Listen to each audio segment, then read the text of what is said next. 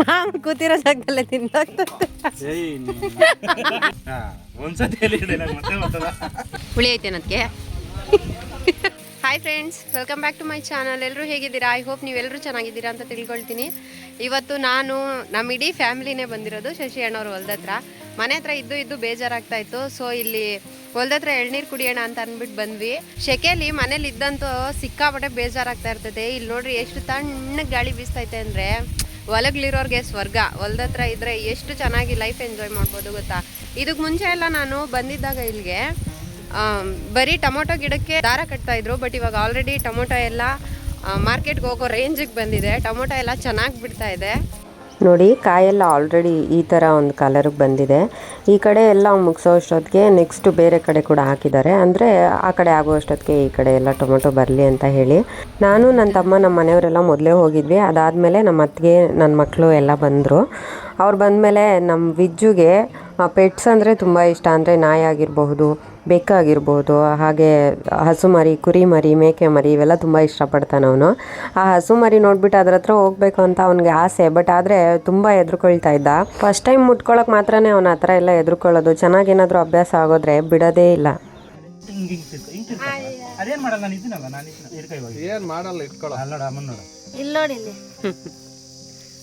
ಒಂದು ಸ್ವಲ್ಪ ಹೊತ್ತು ಅಷ್ಟೇ ಅವನು ಆ ಥರ ಮಾಡ್ತಾ ಇದ್ದಿದ್ದು. ಅದಾದಮೇಲೆ ಹಸುನ ಬಿಟ್ಟು ಬಂದೇ ಇಲ್ಲ ಅವನು.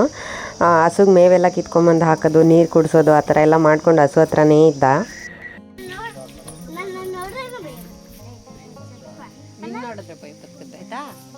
ಹಾಯ್ ಫ್ರೆಂಡ್ಸ್, ಇವಾಗ ನಾನು ಹಸು ಮಾಡಿ ನೋಡ್ಕೊಂತ ಇದ್ದೀನಿ. ನೋಡ್ತಾ ಇದ್ದೀರಾ? ಸೂಪರ್ ಆಗಿದೆ. ನಂಗೆ ಹಸು ಮಾಡಿ, ಬೆಕ್ಕಿನ ಮಾಡಿ, ನಾಯಿ ಮಾಡಿ ಎಲ್ಲ ಗೊತ್ತು. ಆಗ ನೋಡೋದು ಅಲ್ಲ ಇಷ್ಟ. ನಾನು ಹಸು ಮಾಡಿಗೆ ಹುಲ್ ತಿನ್ನಿಸ್ತಿದ್ದೀನಿ. ಹುಲ್ ತಿನ್ನಿಸ್ತಿದ್ದೀನಿ. ಇನ್ನೊಂದ್ಸತಿ ಹೇಳು. ನಾನು ಹಸು ಮಾಡಿಗೆ ಹುಲ್ ತಿನ್ನಿಸ್ತಾ ಇದ್ದೀನಿ. ನಾನು ಯಾವಾಗ ಈ ಹೊಲ್ದ ಹತ್ರ ಬಂದ್ರೂ ಇಲ್ಲಿ ಕುತ್ಕೊಳ್ಳೋಕೆ ಜಾಗ ಇಲ್ಲ ಅಂತ ಶಶಿಯಣ್ಣಂಗೆ ಬೈಯೋದು. ಇವಾಗ ಅಲ್ಲಿ ಗಡಾರಿ ತೊಗೊಂಡು ಹೊಡಿತಾ ಇದ್ದಾರಲ್ಲ, ಅವರೇ ಈ ಹೊಲದೋನರು. ಅವ್ರ ಹೆಸರು ಶಶಿಯಣ್ಣ ಅಂತ. ಇಲ್ಲಿ ನಮ್ಮ ಅತ್ತಿಗೆ ಪಕ್ಕದಲ್ಲಿ ಕುತ್ಕೊಂಡಿರೋದು ಅವರಮ್ಮ. ಯಾವಾಗಲೂ ಬೈತಾ ಇರ್ತೀರಾ, ಯಾಕೆ ಇವಾಗ ಎಲ್ಲರೂ ಬಂದಿದ್ದೀರಾ, ಒಂದು ಕಲ್ಲು ಹಾಕ್ಬಿಡೋಣ ಇರ್ರಿ ಅಂತ ಅಂದ್ಬಿಟ್ಟು ಅಲ್ಲೆಲ್ಲ ತೋಡ್ತಾಯಿದ್ರು. ಅದು ತುಂಬ ಗಟ್ಟಿ ಇತ್ತು ನೆಲ. ಸೊ ಅದರಿಂದ ಮೋಟ್ರ್ ಆನ್ ಮಾಡಿಬಿಟ್ಟು ನೀರು ಹಿಡ್ಕೊಳ್ತಾ ಇದ್ದರೆ ನಮ್ಮ ಚಿಕ್ಕವನೋಗಿ ಪೈಪಲ್ಲಿ ಶಬ್ದ ಬರ್ತಾಯಿದ್ರೆ ಏನೋ ಶಬ್ದ ಬರ್ತಾ ಇದೆ ಅಂತ ಕಿವಿ ಇಟ್ಬಿಟ್ಟು ಕೇಳಿಸ್ಕೊಳ್ತಾ ಇದ್ದ. ನನ್ನ ತಮ್ಮ ಇನ್ನೊಂದು ಕಡೆ ಜಾಗ ಮಾಡ್ತಾ ಇದ್ದ. ಮಾಮ ಬಕೆಟಲ್ಲಿ ನೀರು ತೊಗೊಂಡು ಹೋಗ್ಬಿಟ್ಟು ಹಾಕ್ತಾ ಇತ್ತು ಅಲ್ಲಿ ನೆನಿಲಿ ಅಂತ. ಆಮೇಲೆ ಹಸು ಕೂಗ್ತಾ ಇದೆ ಅಂತ ಅಂದ್ಬಿಟ್ಟು ಹಸುಗೆ ನೀರಿಡಕ್ಕೆ ಹೋಗಿದ್ರೆ ಬರೀ ಇದೇ ಹಸು ಹತ್ರನೇ ನಾವು ಮಾತಾಡ್ಕೊಂಡಿದ್ದರಿಂದ ಈ ದೊಡ್ಡ ಹಸು ನೋಡಿ ಆ ಕಡೆ ತಿರ್ಕೊಂಡು ನಿಂತ್ಕೊಬಿಟ್ಟಿದೆ. ಹೋಗಿ ಮಾತಾಡ್ಸಿದ್ರು ಅದು ಈ ಕಡೆ ತಿರುಗಲೇ ಇಲ್ಲ. ಹಸು ಕೂಡ ಊದ್ಕೊಂಡು ನಿಂತ್ಕೊಬಿಟ್ಟಿದೆ ಅಂತ ನಾನು ಅಲ್ಲಿ ಅವ್ರ ಹತ್ರ ಹೇಳ್ತಾ ಇದ್ದೆ. ನೀರು ತೊಗೊಂಡೋಗಿಟ್ರೆ ಅದು ನೀರು ಕುಡಿತಾ ಇರಲಿಲ್ಲ. ಆಮೇಲೆ ಅವ್ರು ಹೇಳಿದ್ರು, ಒಂದು ಹಸು ಕುಡ್ದಿರೋ ನೀರನ್ನು ತೊಗೊಂಡೋಗಿಟ್ರೆ ಇನ್ನೊಂದು ಹಸು ಕುಡಿಯಲ್ಲ ಅಂತ ಹೇಳಿ. ಸರಿ ಅಂತ ಆ ನೀರನ್ನು ಎತ್ಕೊಂಡು ಬಂದುಬಿಟ್ವಿ. ಅಷ್ಟರಲ್ಲಿ ನಮ್ಮ ದಿಲೀಪ ಹೋಗ್ಬಿಟ್ಟು ಎಳ್ನೀರೆಲ್ಲ ಕಿತ್ಕೊಂಡು ಬಂದಿದ್ದ. ಎಲ್ಲರಿಗೂ ಎಳ್ನೀರು ಹೊಡೆದು ಕೊಡ್ತಾ ಇದ್ದ. ಇದಮ್ಮ ಅಲ್ಲೇ ಗಿಡದಲ್ಲೇ ಬಿಟ್ಟಿದೆ ಅಂತ ಹೀರೆಕಾಯಿ, ಬೀನ್ಸು, ಬದನೆಕಾಯಿ ಎಲ್ಲ ಕಿತ್ಕೊಬಂದು ಕೊಟ್ಟಿತ್ತು. ಮನೆಗೆ ಹೋಗೋವಾಗ ತೊಗೊಂಡು ಹೋಗು ಅಂತ ಹೇಳಿ ಎಲ್ಲರಿಗೂ ಎಳ್ನೀರು ಹೊಡೆದು ಕೊಡ್ತಾ ಇದ್ದ. ನಾವೆಲ್ಲರೂ ಕುಡಿತಾ ಇದ್ವಿ. ನಾವು ಯಾವಾಗ ಹೊಲ್ದ ಹತ್ರ ಹೋದ್ರೂ ಎಳ್ನೀರಿಗೆ ಮಾತ್ರ ಬರ ಇರಲ್ಲ. ಶಶಿಯಣ್ಣ ಯಾವಾಗಲೂ ಹೇಳ್ತಾ ಇರುತ್ತೆ, ಎಳ್ನೀರು ಕುಡಿಯೋಕ್ಕೆ ಬರಲ್ವಾ ಅಂತ ಹೇಳಿ. ಫ್ರೀಯಾಗಿ ಸಿಗುತ್ತೆ ಅಂತ ಮಾತ್ರ ಹೋಗಲ್ಲ. ಏನೋ ಒಂದು ಪ್ರೀತಿ, ಅಭಿಮಾನ. ಅವರು ಕರೀತಾರೆ, ನಾವು ಹೋಗ್ತೀವಿ ಅಷ್ಟೇ. ಅವ್ರ ಹೊಲದಲ್ಲಿ ಯಾವುದೇ ಒಂದು ವ್ಯವಸಾಯ ಮಾಡಿದ್ರೂ ಫಸ್ಟು ಫೋನ್ ನಮಗೆ ಬರುತ್ತೆ. ಈ ಥರ ಕ್ಯಾರೆಟ್ ಹಾಕಿದ್ದೀವಿ, ಬೀಟ್ರೂಟ್ ಹಾಕಿದ್ದೀವಿ, ಟೊಮೊಟೊ ಹಾಕಿದ್ದೀವಿ, ಈರುಳ್ಳಿ ಹಾಕಿರ್ತೀವಿ, ಅಥವಾ ಏನೂ ಇಲ್ಲ ಅಂತಂದ್ರೂ ಅಟ್ಲೀಸ್ಟ್ ಎಳ್ನೀರಾದರೂ ಕುಡಿಯೋಕ್ಕೆ ಬರ್ರಿ, ಬೇಜಾರಾಗ್ತಾಯಿದೆ ಇಲ್ಲಿ ಅಂತ ಎಲ್ಲ ಫೋನ್ ಮಾಡಿ ಕರಿತಾನೆ ಇರ್ತಾರೆ. ನಾವು ಏನಾದರೂ ಫ್ರೀಯಾಗಿದ್ದರೆ ಹೋಗ್ಬಿಡ್ತೀವಿ ಅಲ್ಲಿಗೆ. ಇವಾಗ ಫಸ್ಟಿಂದ ಎಲ್ಲ ಒಂದು 12 ಜನ ಇದ್ವಿ ಅಲ್ಲಿ. ಎಲ್ರಿಗೂ ಎಳ್ನೀರು ಹೊಡೆದು ಕೊಡೋದು ಇವೊಂದೊಂದು ಕೆಲಸ. ಮರನೂ ಕೂಡ ಅಷ್ಟೇ, ತುಂಬ ಫಾಸ್ಟಾಗಿ ಎಕ್ತಾನೆ. ಅವ್ನು ಬಿಟ್ಟರೆ ನೆಕ್ಸ್ಟು ಶಶಿಯಣ್ಣನ ತಮ್ಮ ಮಾತ್ರನೇ ಮರ ಎಕ್ಕೋದು. ಕೂತಿರೋ ಜಾಗದಲ್ಲೇ ತಿಂದಾಗ್ತದೆ.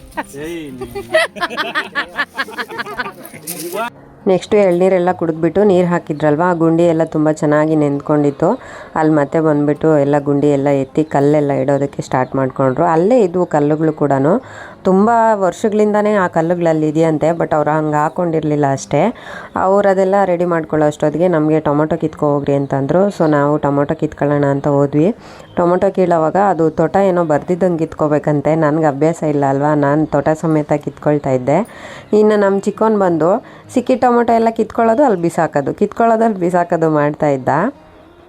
ರೇಟ್ ಎಲ್ಲ ಚೆನ್ನಾಗಿ ಹೋಗ್ತಾ ಇದೆ ಅಂತ ಹೇಳಿದ್ರು. ಸೊ ನಾವೇನು ಜಾಸ್ತಿ ಕಿತ್ಕೊಂಡ್ಲಿಲ್ಲ, ಒಂದು 2 kg ಅಷ್ಟೇನೋ ಕಿತ್ಕೊಂಡ್ವಿ. ಯಾಕೆ ಅಂತಂದರೆ ಪಾಪ ಅವರು ಗ್ರೇಟ್ ಹೋಗೋವಾಗ ಚೆನ್ನಾಗಿ ಹೋಗ್ಲಿ, ಲಾಸ್ಟಲ್ಲಿ ಹೆಂಗಿದ್ರು ಮತ್ತೆ ಕಾಯಿ ಬಿಟ್ಟಿರ್ತಾರೆ ಗಿಡಗಳಲ್ಲಿ, ಆ ಟೈಮಲ್ಲಿ ಕಿತ್ಕೊಳ್ಳೋಣ ಅಂತ ಅಲ್ಲೆಲ್ಲ ಕಿತ್ಕೊಂಡು ಬರೋ ಅಷ್ಟೊತ್ತಿಗೆ ಇವ್ರು ಆಲ್ರೆಡಿ ರೆಡಿ ಮಾಡ್ಕೊಳ್ತಾ ಇದ್ರು. ನಾನು ಇಲ್ಲಿ ಬಂದಾಗೆಲ್ಲ ಜಗಳ ಮಾಡೋದು, 10 ಎಕರೆ ಹೊಲ ಇಟ್ಕೊಂಡು ಕುತ್ಕೊಳ್ಳೋಕ್ಕೆ ಜಾಗ ಇಲ್ಲ ನಿಮ್ಮ ಹೊಲದ ಹತ್ರ ಅಂತ, ಅದಕ್ಕೆ ಅಂತಾನೆ ಎಲ್ಲರೂ ಮಾತಾಡ್ಕೊಂಡು ಕೊನೆಗೂ ಕಲ್ಲು ಹಾಕಕ್ಕೆ ಸ್ಟಾರ್ಟ್ ಮಾಡ್ಕೊಂಡ್ರು. ಎಲ್ಲೋದ್ರೂ ತಿನ್ನಕ್ಕೆ ಏನಾದರೂ ಒಂದು ತಿಂಡಿ ಹುಡ್ಕೊಬಿಡ್ರಿ. ಹಾಯ್ ಗಾಯ್ಸ್, ಇವತ್ತು ನಾವು ಮಾವಿನಕಾಯಿ ತಿಂತೀವಿ. ನೋಡೋಣ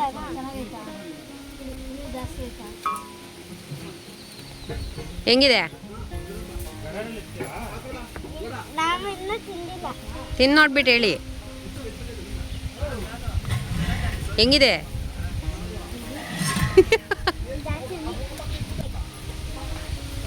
ಹುಳಿ ಐತೇನದಕ್ಕೆ?